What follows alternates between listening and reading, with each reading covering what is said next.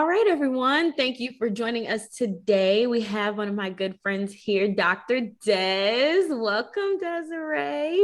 Also, longtime friend dating back to college. Desiree and I had a rocky start. I did not like her. Oh, that's going to be the beginning of the, we might as well like stop the intro and just go into that. I know, but I'm gonna build up to that, right? So yeah, she didn't like me. But here we are today. We've gotten here. We're good. So Dr. Des, she is a Florida native who's currently residing in Atlanta, Georgia. She's a public health professional on a senior level with expertise in chronic disease prevention, childhood obesity prevention, health policy, and project management. She's also an adjunct professor who teaches courses in health disparities and minority health. And Dr. Des has served as a hiring manager in different areas of her field since 2018. She's also managed a multitude of interns and public health professionals, and she's always enjoyed managing and teaching interns and noticed the lack of professional development education students receive in their educational careers. So by developing Young Black and Professional, Desiree hopes to continue to serve young Black professionals by offering insight into the professional world and assistance with how to navigate that world while being a young Black college graduate. So, yes, Dr. Des. Desiree, let's start at the top. Tell us about yourself and, where you started on this professional journey to get us here today. Yeah, so, I started out, so I'm small town country girl. I'm from Madison, Florida. I feel like nobody ever has heard of Madison, Florida, but yeah. We haven't. How many stoplights, Desiree? Don't do me. Oh, no. That's how everyone was saying to me. Yeah.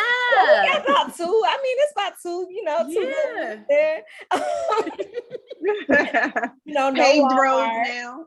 Yeah, all paved roads, no Walmart. We got a Winn-Dixie, but that's about it. I believe in a Winn-Dixie. Yeah. But I started out, going to school, a very small town, and I always, growing up, I wanted to be a doctor. That was my thing. I want to be a medical doctor. I want to be a pediatrician. But I felt like through a lot of different circumstances, my path kind of changed a little bit. But throughout high school, I was involved in different programs that actually poured into me. And I noticed that a lot of my peers didn't get the same opportunities with those programs, because it would be probably like 4 Black people in the programs and then the rest are white people.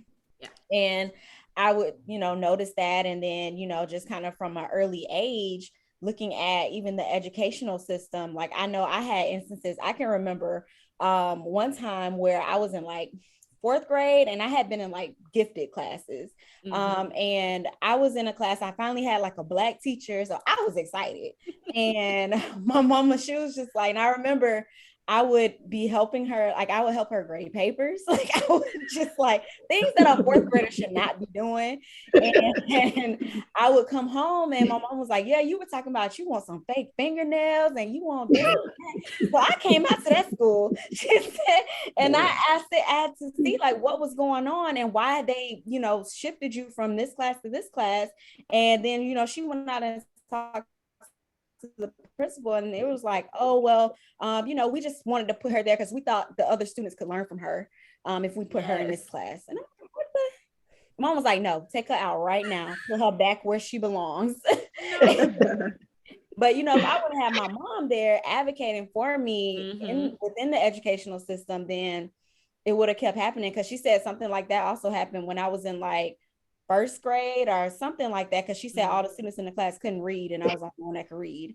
And same thing when she came out to the school, same exact excuse. So, but just to say, it was different challenges within the educational system, especially being in a rural area, and it was racism there. It wasn't blatant racism, but it was there. It was subtle, nuanced, but it was there.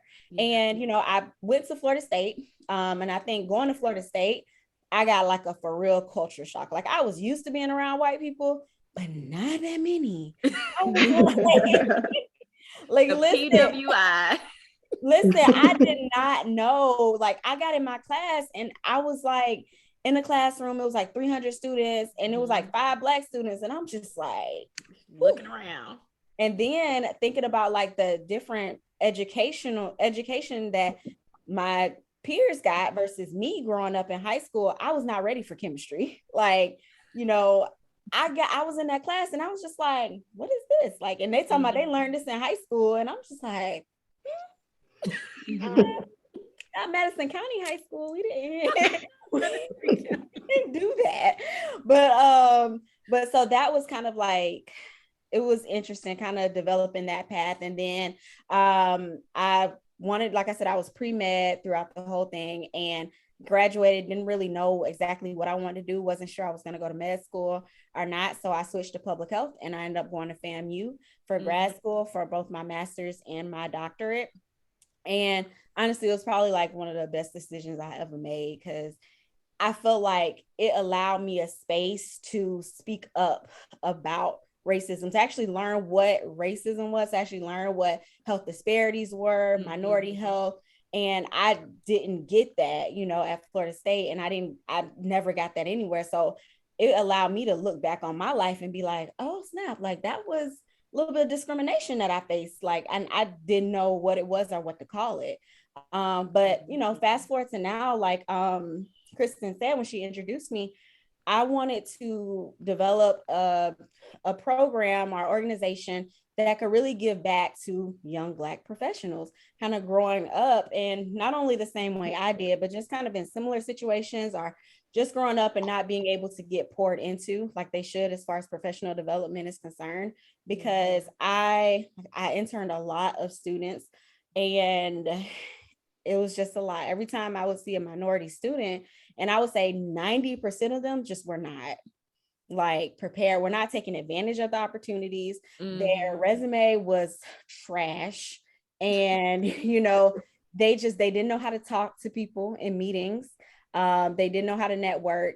And they weren't really even, I don't know, they would like be late to meetings or be late to coming into like their internship, and this looked bad on them and it made us look bad, you know? So starting the organization was kind of like a way for me to alleviate that problem that I seen. And then also, you know, working my way up to the senior level in my profession so I can actually, you know, have control in who's getting hired, have control in, you know, how we're going about training them and not discrediting people in the interview process just because, you know, they look a certain way, they sound a certain way, or they're not as prepared as such and such over here. You know, so things like that. That was a lot, but that's me, my little bit of my journey and everything. So, yeah. One thing I like about your focus on secondary education, you know, versus just post-secondary education is because we often don't talk about the differences until we get to that post-secondary level. And I find myself kind of in conflict sometimes when I see these super large donations going to like HBCUs or other post-secondary institutions, because there has to be something that happens before people can get there. So I think it leaves out a whole population of people and with potential who might not actually get to the university level. So I appreciate that concentration at the youth and K-12 levels and meeting folks where they are. So can you talk more about what you do at that level? Yeah, so with Young Black and Professional, it's focused on recent college graduates. Now, I do want to, and it's always been in my head to like try to work with Young Black and Professional and do some type of program, some type of pipeline program for the youth coming from high school trying to go into college, because honestly, that's really the only reason I was in college, because I was in one of those pipeline programs, and it was through Florida State. And that Florida State was literally the only college I applied to. And if I wouldn't have got in, then I probably would have went to the community college and then maybe transferred to Florida State. But at that time, like, you know, with the things that I was doing with the skill set that I had, I should have went straight to Florida State, and I did. But if it wasn't for that program, I wouldn't have, because I can remember the just the impact and the benefit it had over me. Like the instructors for the program, they worked at Florida State, so they would come and after school, and we would have like an after school type stuff. We would be in a little more advanced anatomy and physiology classes and stuff like that. And then they would take us on college tours, and I remember them actually helping me fill out my college application. And then they actually took my college application physically and brought it up to Florida State with them. And it was just like, you know, I think back to that and I'm like, dang, you know, I literally would not have been at Florida State if it wasn't for them. So I haven't had that focus just yet, but it is definitely a focus that I want to have. Because when I take like interns, they're usually like master's level interns. And then they just don't have that professional development, even at the master's level. So that's kind of what sparked it and what started it. I was just like, you know, I want to create an organization because like we're not taught in college how to write a resume. We're not taught like how to network our way into certain jobs. We're not taught how to get mentors. Like they're not teaching us all of these things. So that was the spark that really led me to create the organization. Yeah, I like that. And to Fatima's point about talking about that K through 12 experience, it's insane how differently that can impact the rest of your life. And I don't think people understand that. Like, I know for me, my story was I came from Jamaica, and in Jamaica, we start school earlier. And they refused to let me go to the first grade because I was too young. So they made me repeat kindergarten and go through all this. And then I get to the third grade and they're like, well, you're just too smart to be like, you should have been a grade ahead. And they put me in gifted classes. And then they were like, well, do you want to skip fifth grade? And I was like, no, because at this point now I'm already the youngest in my class. Now I'm going to be how many years younger in my class? And I got to high school. And I remember one semester we moved to Augusta, Georgia. And Augusta is small compared to South Florida. And I'll never forget sitting in that guidance counselor's office and this lady literally telling my mother that they don't know what they would do with me past 10th grade because I had already taken algebra 1 and 2.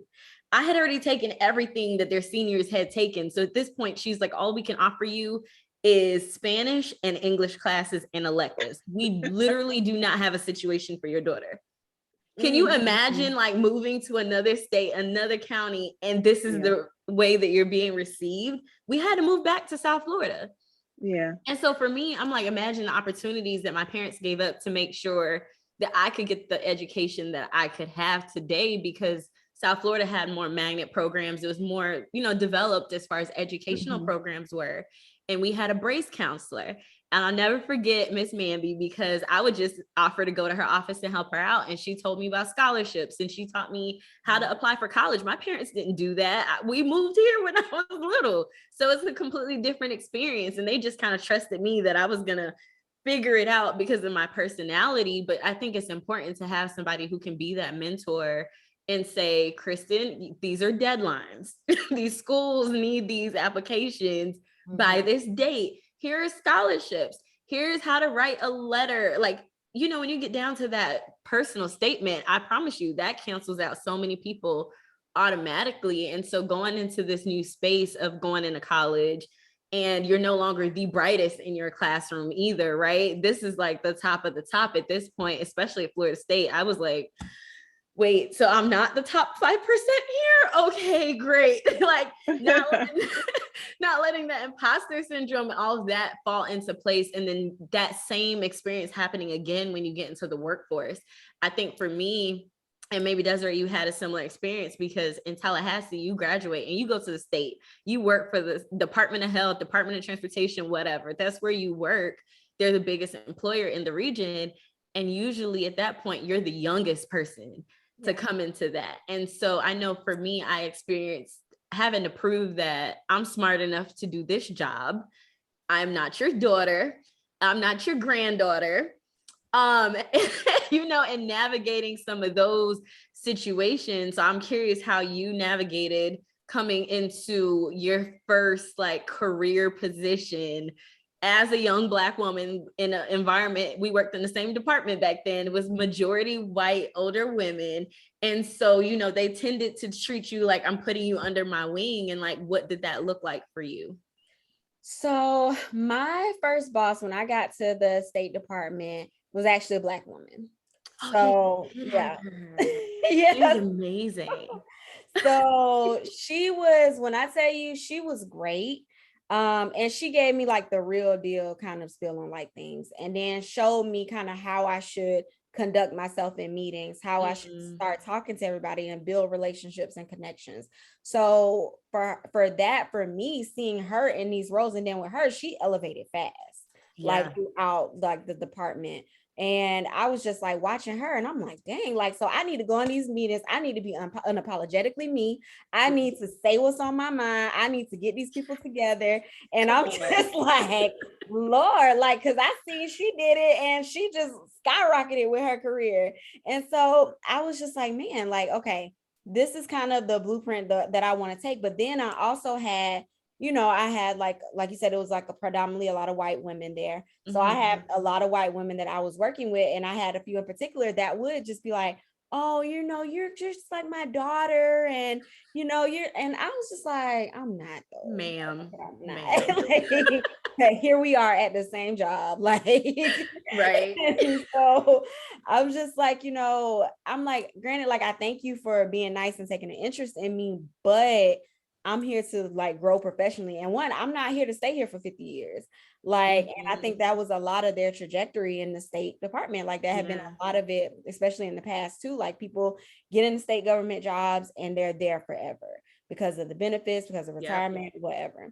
And that was not going to be my path. So, and I didn't want that to be my path. So, and following who my boss was at the time and taking her, like looking at her and how she conducted herself, I decided to like, okay, I need to kind of conduct myself like that. I need to start talking to her more and learning these things. So through just kind of that, through making sure that I was speaking up in meetings and saying what was on my mind and really trying to get things done and taking on a lot of extra work, extra assignments, because I wanted to develop myself. I love the field I was in. I love public health and I enjoyed what I did. So through that, I became the youngest supervisor on my team and or in my bureau. I was the youngest supervisor in my bureau. And I was a little intimidated at first, definitely being the youngest supervisor. And then I think, was I the only Black supervisor at the time? No, I think it was one other Black supervisor at the time. Because by that time, my boss who I had, she had like went up to bureau chief, and I think she was like division director at that time. And so I think it was one other Black person that was like supervisor on there. And so I was a little intimidated, just kind of coming in. But then I got into those meetings and I'm like, y'all don't know that much. Like, y'all are really out here winging it. And I'm in meetings, like, and for me, I can't control my face all the time. So like when you ask dumb questions, I'm gonna look at you like, did you even read like what like the notes I sent out before this meeting? Like, did you like what are you trying to do here? Like, so, and I feel like, with that, like some people, and I tried to like be nice about certain things to not rub people the wrong way and everything like that. But yeah, it was just a lot. but like, go ahead. I'm sorry. Now, I've been thinking about this more and more, like almost paying homage to those women, because I started my career very young and had that same experience with mothering, but that's sort of what they knew. And in a sense, it's almost like a badge of honor that they thought of us this way. Now, just a bit about my background. I'm from Washington, D.C., super Black upbringing, Black teachers from day one, Black communities. And we got into this a little bit with Bree, but that twice as good was always instilled in us. So when I did get to college, I felt even more prepared. And I think she was saying like, growing up in a white space helped her for Florida State, but I felt the same was true too. Growing up in a Black space and getting that true Black experience, like this is what it means to be Black, this is what you're gonna face. I felt even more prepared for white spaces or older spaces and things like that. So we had, like we mentioned before, I had a ton of K-12 programs before they were calling it STEM. We had STEM. We had summer youth programs where as soon as you were 14 or so, you could sign up for a job. So my very first job, I was teaching electrical engineering to fourth graders when I was in the 8th grade myself. And then I went on to government when I was 17. So you talk about young, I was there from a baby. I like to say I've grown up in government. And having those same experiences, and it could be because full circle now, I am that mother that some young people meet when they come through my door. And it's like, I can see how it was coming from a place of love, how we could take bits and pieces of it, maybe not everything of it. So just have a moment to think about it in a little bit of a different way. But I certainly understand it for sure. Just wanted to throw that in there. Yeah. I'm getting old, y'all. Don't mind me. No. Yeah. And I think like oh, go ahead. No. I just wanted to, and maybe as a part of your comments, you can add some thoughts about this, but and I know Fatima mentioned like paying homage, but, just sort of being that, paying it forward, right? Like I had this opportunity, someone looked out for me, gave me some guidance. And just what does that mean? I think culturally, where it's not just the simple, when I go to a space, I'm looking for another Black person, like hallelujah if it's another Black woman, right? But can you speak a little bit about like the what that sort of means culturally, what that might feel like for some individuals that you encounter, that they can appreciate sort of that connection, like being guided and mentored by a Black woman, by someone who has maybe not the same experiences as me, but shared similar experiences as me, and sort of what that means culturally. Yeah. So, I mean, for me, that's big. Like it means a lot because I feel like when we get in these spaces, especially the further up we go in our careers, it's not a lot of people that look like us. And then sometimes you have people that don't look like you that are genuinely there to help you. And I feel like that's always great too. But it's just, I feel like sometimes it's a struggle to actually find those people and really get to them sometimes. But when you find one, it's just like, for me, I feel like it's a breath of fresh air. It's just like, okay, they're going to give me like the real deal. Like, this is what's going on here in this area. This is how I need to navigate, how I need to do this. And I think a lot of people, if they don't talk to people, open their mouths, they don't find those people.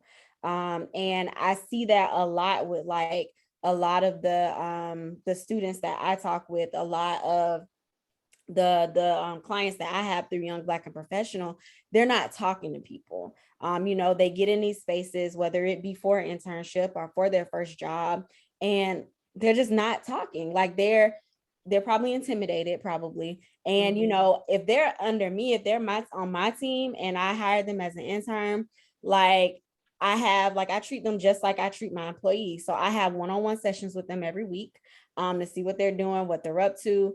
And then also like within my one-on-one sessions, I'm also talking about their individual development. So I'm like, what do you want to do with your life? And then a lot of them are just like, I don't know. And I was like, okay, well, let's explore that, so I want to set you up with this person, and this person, so you can get an idea of what they do in the department. Because I think that a lot of times when you talk to people, especially you get a good person that's willing to actually pour into you, they're going to know other people who will actually pour into you too. So that's why, like, if I get someone, I'll refer them to like some of my colleagues who I'm pretty close with. And I'm just like, I know they're going to give them the real deal. They're going to actually tell them stuff and talk with them. Especially like, when they, like, even if they don't look like me, I like, if they're my intern, they're my intern. I'm trying to make sure that you're going to be great. And I asked them about their resumes. Like, that's kind of how I got the idea to even start Young Black and Professional, because I was asking them, well, how does your resume look? Because we may have a position that's going to come open, and then they'll send me their resume, and I'm like, this ain't even getting through our system. Like, like, so, you know, I work with them, and I'm just like, okay, let me work with you. Let me like help you to do this. And because working at first state government and then just government in general, I've seen so many people just slid into positions. And like, I know I can remember distinctly, it was one position that was open. It wasn't on my team directly, but it was a team that worked with my team. And so I think I was on the hiring committee for it, but then it was an OPS position. So technically they didn't really have to do a lot, like as far as the interview wise and stuff like that. And they had this one girl who was an intern. Now she had just got her bachelor's degree in like, I think it was family and child science or something like that. And she was interested in public health. Her mom worked in the department. And that's kind of how she got an internship there, because most of our interns are usually master's students. And so her mom worked there. I worked with her and I was like, yeah, I mean, she's okay, but she's very young. And, you know, we have a lot of great master's level candidates, their master's degree, who want to break into this field. And they end up just hiring her. They end up hiring the girl. And it was just like, I was like, nepotism. Yeah, I don't even think she stayed there long at all either. Like she maybe was there because I think she wanted to go get her master's or go like off to school or something like that. And I'm just like, that was a whole waste of time. And then at the end of the day, like you have all of these students who went to go get their, like not discrediting a bachelor's degree, but you have all these students who went to go get their master's, and you just slid this one person in there without even an interview. Like it's not fair. So I think that when I had like my boss, she would start sliding people in there. But the difference with her, she slid qualified people. They had those credentials. Yeah, I was going to say, don't knock the slide. Don't knock the slide. The slide can be beneficial. The slide is helpful. Okay, I done gotten a job off the slide. Thank you. Yes, but going back, so what you said earlier, it was giving closed mouths don't get fed. This power of the ask. So can you go more into how can we open our mouths? What does that look like to ask for that mentorship, that sponsorship and support? I think it involves like you going around and actually talking to people. Because I think that and I feel like now, since a lot of things are still like virtual and a lot of people have the work from home setting, it makes it a little more difficult. Yeah. But, you know, setting up one-on-one Zoom calls with people in the department just to introduce yourself and get to know them. Like if you see them in a meeting, shoot them a little email or IM and say, hey, I'm new here. I just want to see if I can get 30 minutes to talk with you about, you know, what I do. And then I think people really need to feel those people out to see like, you know, what they're giving off before they just kind of like ask them to be their mentor or anything like that, because you want to see what their work product is like. You want to see how they conduct themselves in meetings. You know, you want to see, are they on an upward trajectory in the company, or are they kind of, you know, going places? And how do you think they can help you? Because I think a lot of people, they may think like, okay, if I'm just getting an organization, I just need anybody in the organization to mentor me and guide me. And that's not a good idea, because you got a lot of people that work in certain spaces that don't even want to work there, you know? So, and they don't plan on being there that long, or they don't plan on even being in this career field that long.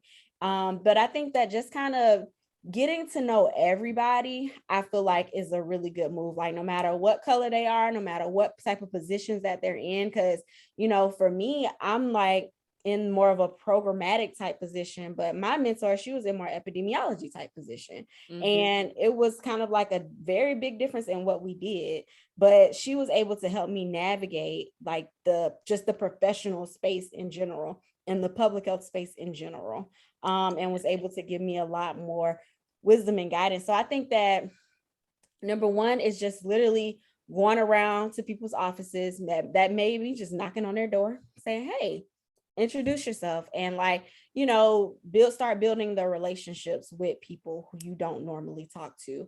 And then also, you know, I just feel like when you're in meetings, one of the things that someone told me, and I forget who told me this, but it's a piece of advice that like I took and I just kind of like take it and I ran with it.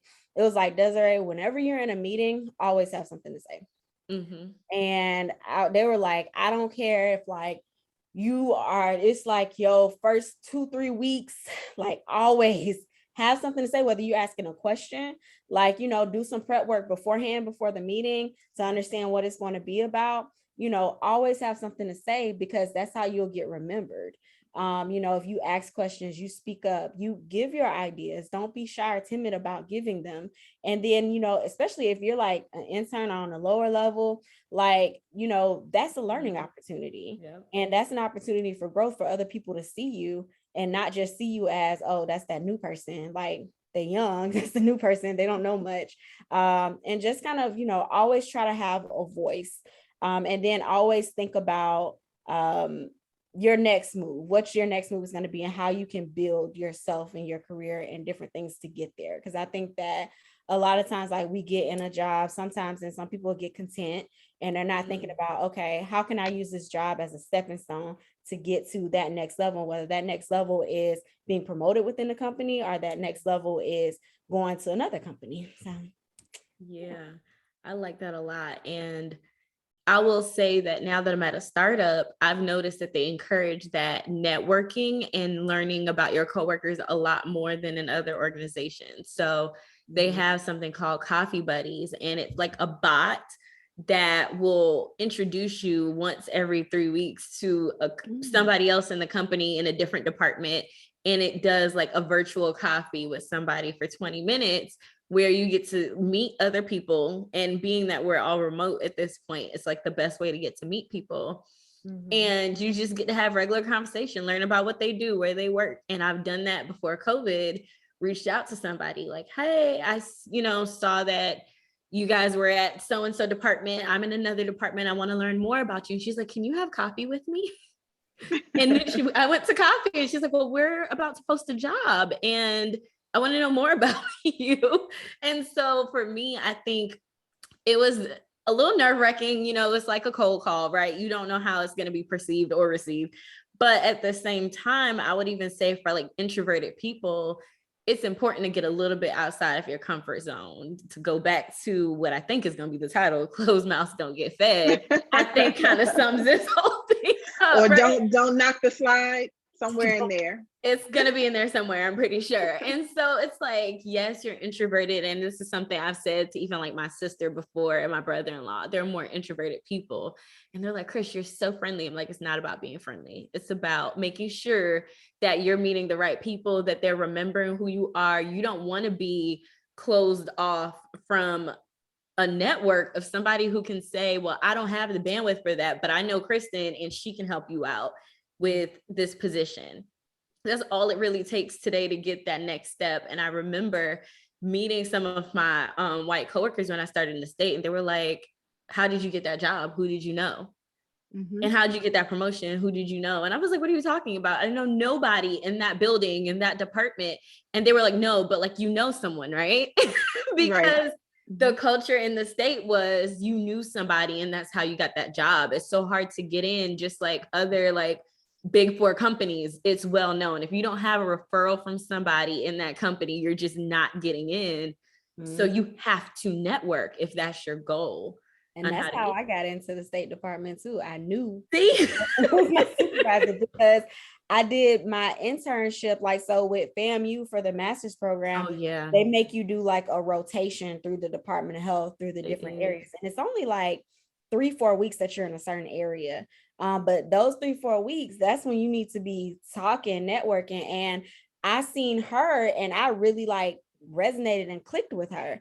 And so I was just like, okay, I like her. I'm going to keep her. I'm going to follow up with her. So I was literally, and you know, I wasn't trying to pester her. So like every couple months, like I would reach out and I would just say, hey, how you doing? I just wanted to, you know, check in because I remember you mentioning you all may have some job opportunities coming in at some point.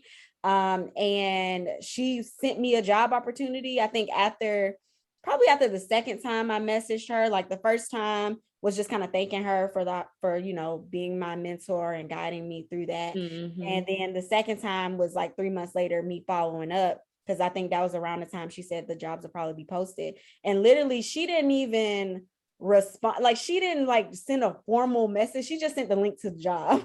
And I was just like, okay, so I guess I'm gonna apply. So I applied, got a call, and I got the job.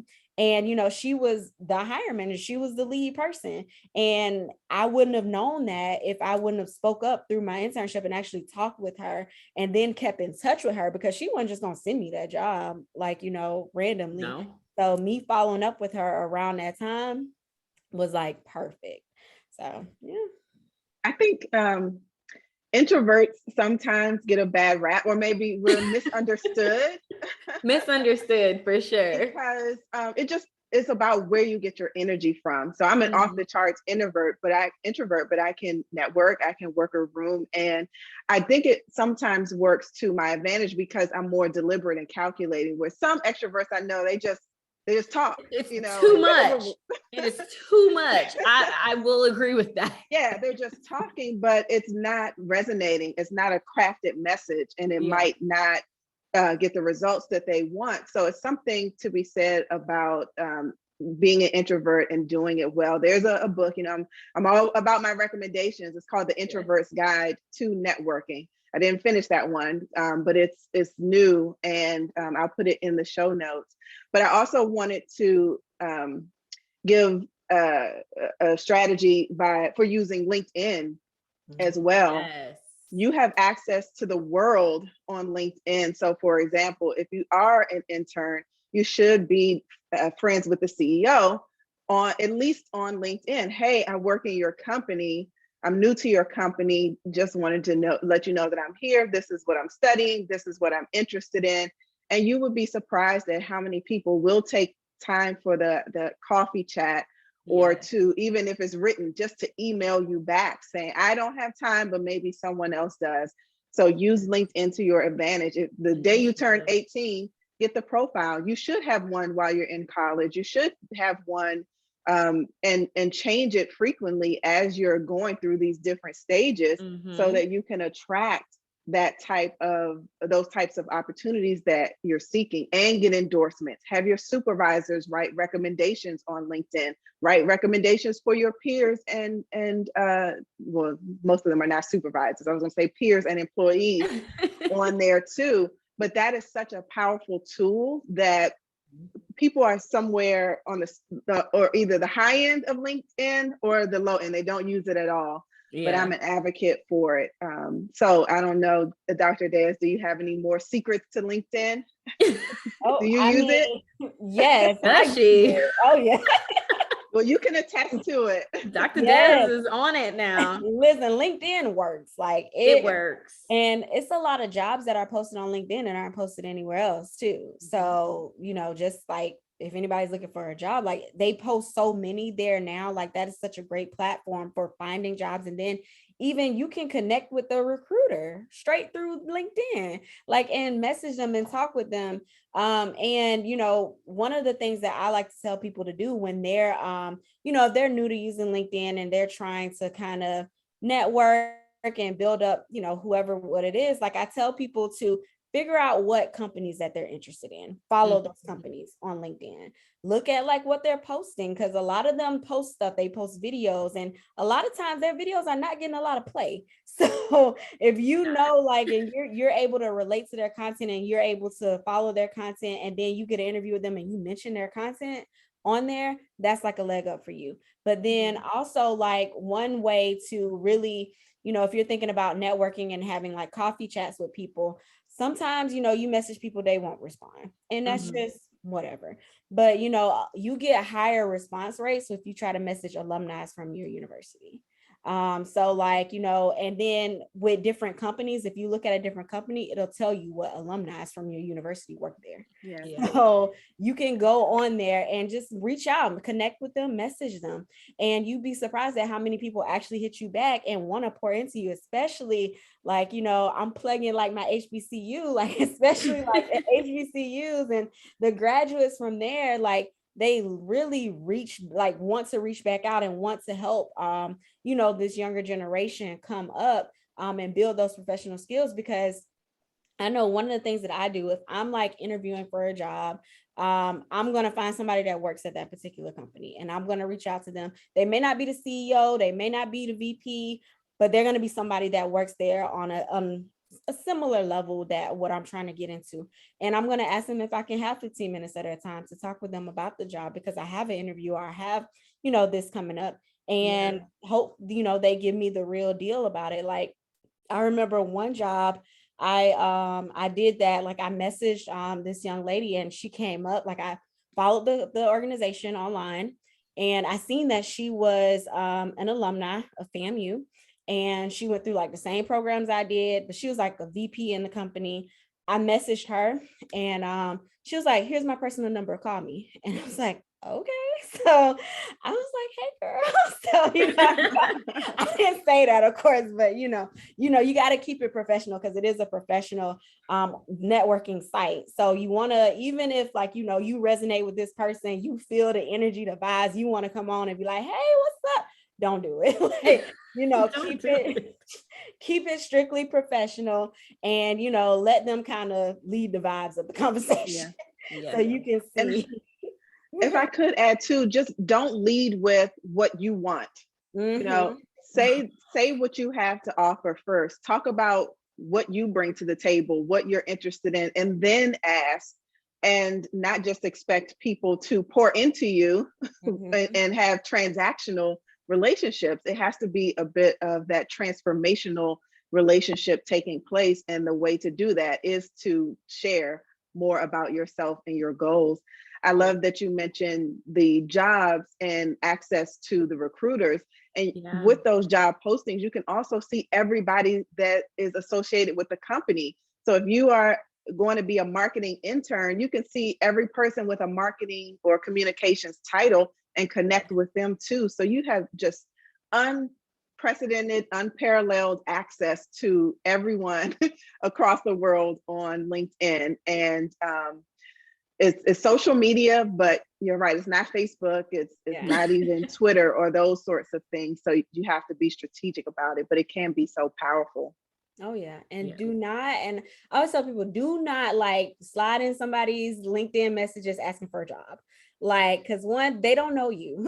and I get those messages all the time where people are literally, they'll message me and they'll say, hey, I just graduated. I'm looking for a job with your company. Can you pass along my information? No, like, I don't know. I don't even know your work quality. Like, and I can't vouch for you. Like, you're not gonna make my name look bad. And they're like, oh, that's that person Desiree recommended. Like, no, it's not. No, like, it's not. We are like people. We are people, and we have feelings. And you should get to know these people. And like you said, ask them about themselves. Like, ask if you have 15. If they have that 15 minutes, do not spend that 15 minutes talking about you and what you want. Like, you do not do that. You let them lead the conversation, and you ask them questions about what they do, how they got to where they are. And then if they have any tips or advice for someone who would want to kind of follow their same trajectory, what should they be doing? And then you can keep up that relationship. I think a lot of times people find it really hard to keep up networking relationships. But one of the things that I found was pretty helpful, like if I'm meeting with someone and I'm talking with them, I'm getting to know exactly what they do. One of the things that I will do is, I kind of keep like a little, like, maybe not like a spreadsheet, but like a little somewhere in my journal or somewhere, I'll write their names down. And then I'll write down like 2 to 3 things that they said that stuck out to me. And then if I come across like a journal article or, something that would be of interest to them, I'll just shoot it over to them and say, hey, I thought about you when I, read this, and I just wanted to share it with you.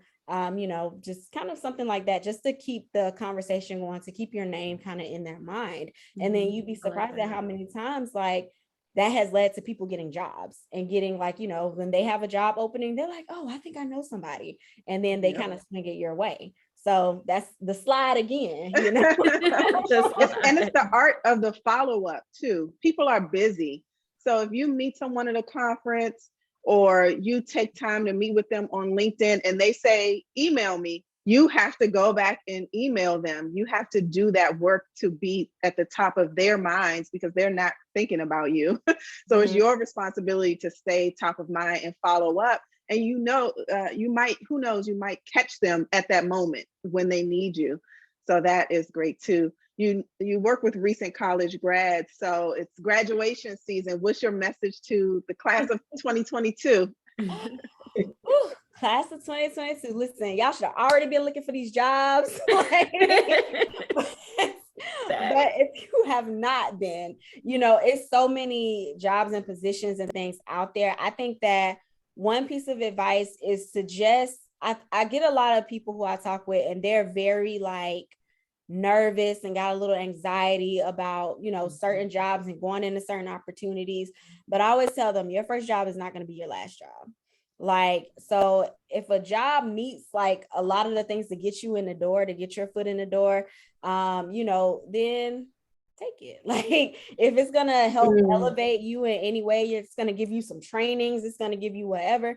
The salary may not be what you want it to be right now, but that's why I always encourage people to look ahead. Like, are you going to be there in 2 years? Like, after 2 years of is that 2 years enough time for you to get the trainings you need, for you to get the relationships that you need, for you to, get what you need out of this organization, out of this company, and then move on? And a lot of times for a lot of people, yes, the answer is yes. 2 years is enough time for them to get that information. And then if they don't see any growth potential within their position after they've kind of mastered everything and they've kind of, gained a lot and they put a lot into it and they have a lot to show for it, because I don't like when I get a resume and they literally can't speak to any of the things that they've done at their job. And I'm just like, what am I supposed to do with this resume, And, so we talk through it and everything like that. We find something to do with it. But at the end of the day, it's like, you want to make sure that you are growing within the position or the company that you're in. And sometimes you do grow out of it, and that's okay. So like, have a timeline, some type of a timeline for yourself, but don't pressure yourself into like having to have a 6-figure job once you graduate with your bachelor's degree. Like, I mean, some professions, yes, you probably will have. But most of them, most of them, a lot of them, it's not gonna probably not 6 figures. Coming in 30 to 50, depending on if you like, if you're in public health and social work and education, like you have to do the research on what that looks like. What is the median in your area? Yeah. And like, and like Kristen just said, know what the salary bases are, like know kind of what the comps are for those type of jobs that you're applying to. And also don't apply to every job you see. Like that's something that I hear from everybody. They'll apply to like 50 jobs a day. And I'm like, and so people are calling them back and they don't even know what they're calling them back for. And I'm just like, what are you even applying for? Like, what is your plan, your goal here? What are you trying to accomplish out of this? And a lot of times they're just like, well, I just want a job. But I'm like, yeah, okay, you just want a job. But that one resume that you got is not speaking to all these 50 jobs you just applied. So that's why you're not getting any callbacks from that. So we need to be strategic about how we word your resume, how we emphasize some of the things, and we may be emphasizing some of the courses that you took in the coursework. And it may be, for a particular area within, whether it's public health or just kind of whatever, area that it's in. But you want to be strategic about those type of positions that you apply to, so it can, be that stepping stone to get you to that next thing that you're trying to get to. Right. I'm sorry, go ahead. Before we wrap up, yeah, I have like 2 small questions. One, I'm so sorry about my voice, but number one is, do you have any sort of strategies for individuals who are going maybe into grad school about how to sort of navigate mentoring in an academic setting? And I don't want to be the wet blanket, but I also want to, do you give advice or what strategies you might offer for individuals who have sought out mentoring or guidance and someone gave them the stiff arm? They were like, I'm not your mentor. I work here like you work here. Figure it out. Like, as Kristen has said before, and it's not necessarily even based on race, right? But, Kristen has been known to say, all skin folk ain't kinfolk. This is it. So that's two questions. One, any guidance for academic settings in terms of mentoring and really sort of navigating those relationships. And then the second is, what advice do you give if somebody gets the stiff arm when they're trying to seek out mentoring and guidance? So for the first question, with grad school, I think that, you have a lot of people, they go into grad school, they do want to either practice in the field or they may want to stick to academia. But just kind of like thinking about, okay, which one they're interested in. Like, you can have multiple mentors. Like, you do not have to confine yourself to having one mentor. Definitely having multiple mentors is a great thing. And then also, so I would start with like the professors, because a lot of times your professors are plugged in. Like, they know people who know people who know people, and they're doing like research, they're doing projects, they're getting contracts from, like, I had one professor, she's getting contracts from CDC, she's getting contracts from, the State Department. So she knows all of these people that are there. So they can really kind of put you on and, help you out with that. But a lot of times you have to open up your mouth, closed mouths don't get fed. You got to say you're interested. You got to say you're interested in this. And, you have to be to their office hours, talk with them, really try to learn from them. Because I think that majority of the time, like, I feel like 90% of the time, your professors are going to want to help you. Like, you may get a few professors who may be like, I'm just here to teach and go home. Like, I ain't trying to. Yeah. But that's anywhere and everywhere. But then I think majority of the time, a lot of them, they want to help you succeed and they want to help you do well. So if you identify those areas, like especially in grad school is a time for you to try to figure out and identify those areas that you are interested in and that you may want to pursue a career in. So like, I always tell people to, like, I feel like a lot of people, they feel like they got to have it together after grad school. They should know exactly what they want to do, where they want to go, all this stuff. But that's not reality. Like, in reality, you get in a position after grad school and it may not be exactly what you want, but it may end up being exactly what you want. You may be like, oh, I never thought about, being a project manager, but I really enjoy it. Or, I never thought about being in this area, but I really enjoy it and I want to further myself in this area. Or you may start working with other people who are in these different areas, and then you may be more interested in something that they're doing, something that one of your team members is doing, and you may figure out that, okay, that's my next step. So I think like starting with your professors is a great thing. And then also, while you're in grad school, like, internships and are so important. Like, they are going to be so important. And I think a lot of times, a lot of people may not have the capacity to do like, internships because they're so busy, but they can just go out and talk to these people. Like, if you see an organization that you're interested in, like we just talked about, LinkedIn, like, that's a big tool, and just like, if you have time, if it's like a community center or a community organization or something that has like this open door policy where you can just kind of walk in, check it out, talk to somebody, ask questions, because you never know what may come of it. So I think like, you just gotta use your resources, because you have resources there. But I noticed not a lot of people use them. Like, professors, not a lot of people tap into their professors enough. And I see that a lot, but it's a lot more intimate when you start going up in educational level, but it's still like, bachelor's, like, you probably may never go to your professor office hours. I talk to them outside of class. Master's, you may have those moments where you go because the classes are a lot smaller. But then you still have some people who just don't want to resonate with their professors and talk with them and get information from them. And then you got those few like me who's just sitting there and talk with them, like, and like, I still have one professor who, like, from my master's program, and I did my master's and my PhD there. So she was my professor for my master's and my PhD. And I text her like often. Like, I text her and told her I was pregnant. She was like, I'm gonna be a grandmother. I was like, this lady is silly, but family. You build those relationships and those connections. And I know that she has a lot of connections still, like in Florida. So if I ever was interested in doing a lot of things, like she wants to help me get published and all this stuff. And I'm just like, it's too much. Like, not now. But, you know, having that. And your second question about like getting rejected, it happens. Like it happens to a lot of people. And, you know, one, knowing you're not alone in getting rejected, because it happens to everybody. And just like, you know, if you message certain people on LinkedIn, some of them will not reply to you. They'll leave you on red because, you know, and granted, like those are the people who you do not want as a mentor. Like that should be that sign that you do not want them as a mentor, because they're gonna steer you in the wrong direction, and they're not going to be able to offer you any valuable information. So you want those people who want to be mentors to you, because they're actually going to be the ones who actually are there to help you and guide you. Because those other people, if they telling you no, they stiff arming you, they're not for you. And it's like dating.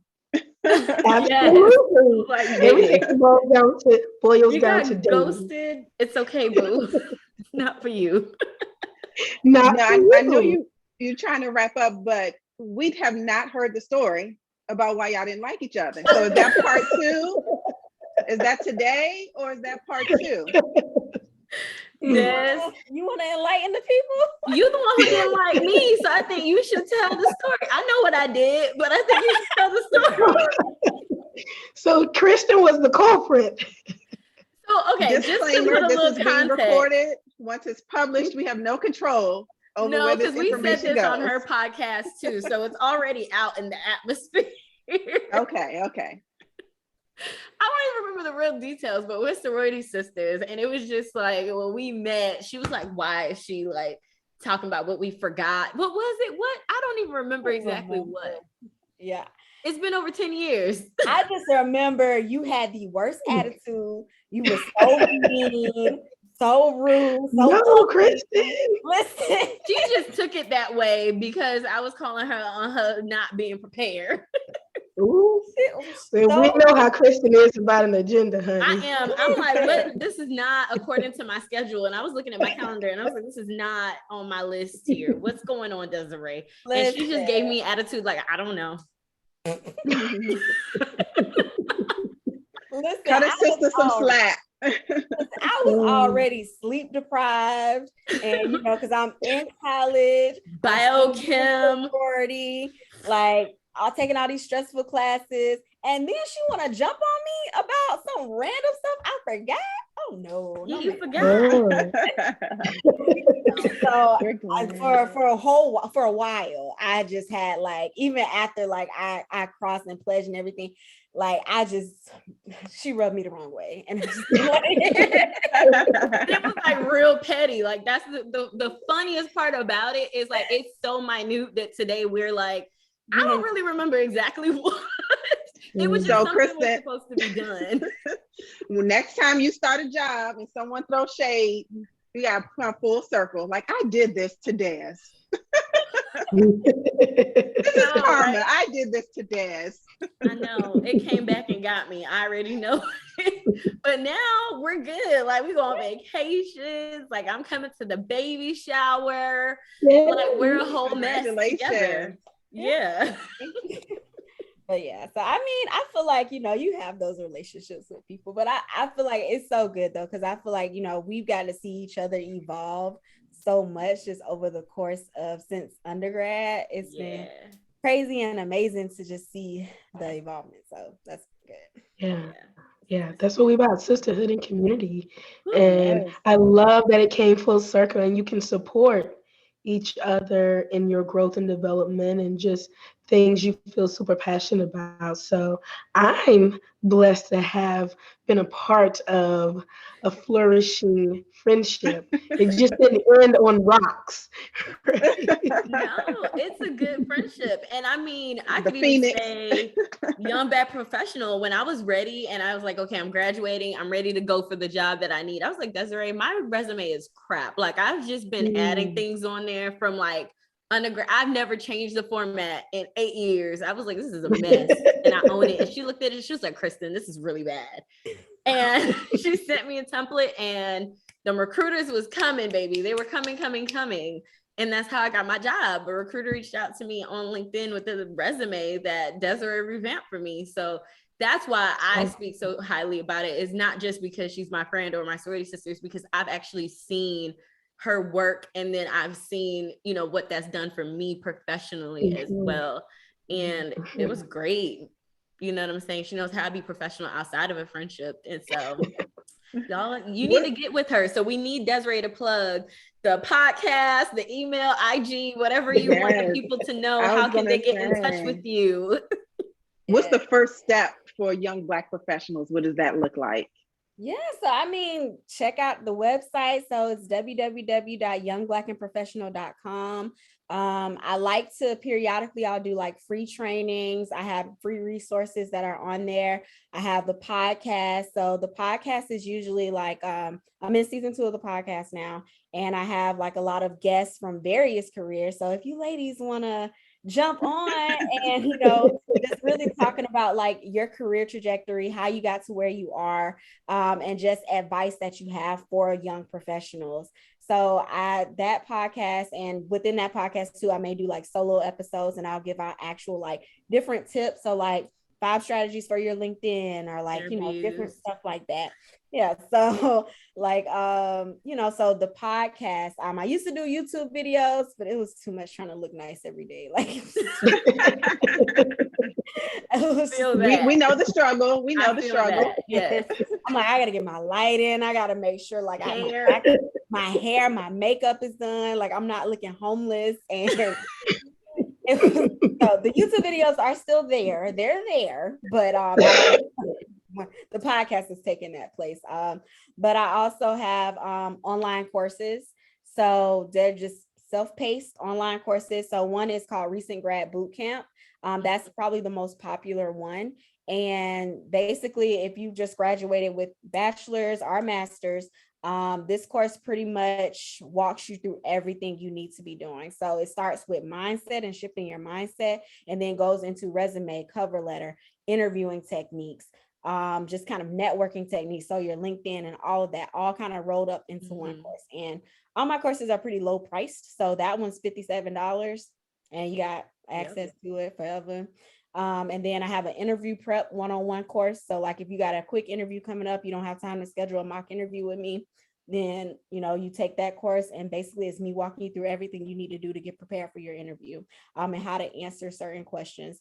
And then another one focused on getting into grad school, because I started having a lot of people ask me like to review their personal statements for them, or, you know, how do I even write the personal statement, or, you know, what should I be looking for in a graduate school program? So I just decided to, you know, I'm gonna just put all this in a course. Like, so I just put it all into a course. It's called Getting into Grad School, and it's there on the website. And then in addition to that, I have like a lot of the one-on-one sessions that I do, which I'm actually soon going to be transitioning out of doing one-on-one sessions. So I'm going to make that transition soon, because it's just like, it's a lot sometimes.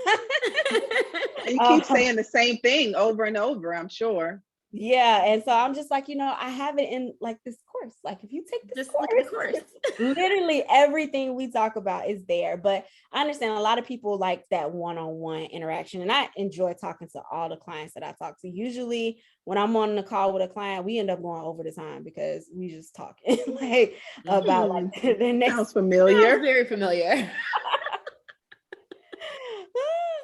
But yeah, I mean, you know, definitely check out a lot of the free resources, and, you know, you can always, like I do free 20-minute consultations. So if they're not sure about like a service, or if they have a specific question, and, you know, just book a free 20-minute session, and we can talk through it. But yeah. All right. Well, thank you, Desiree, Dr. Des, for coming on. Dr. Des. Yes, Dr. Des. Gotta go ahead and put that respect on there. Mama to be. Yes, Mama to be. Congratulations. And we want to welcome you to the 10K community, and we look forward to welcoming you back one day, and maybe with a +1 little bundle for us to say hi. I'm just super excited, guys. All right, thanks.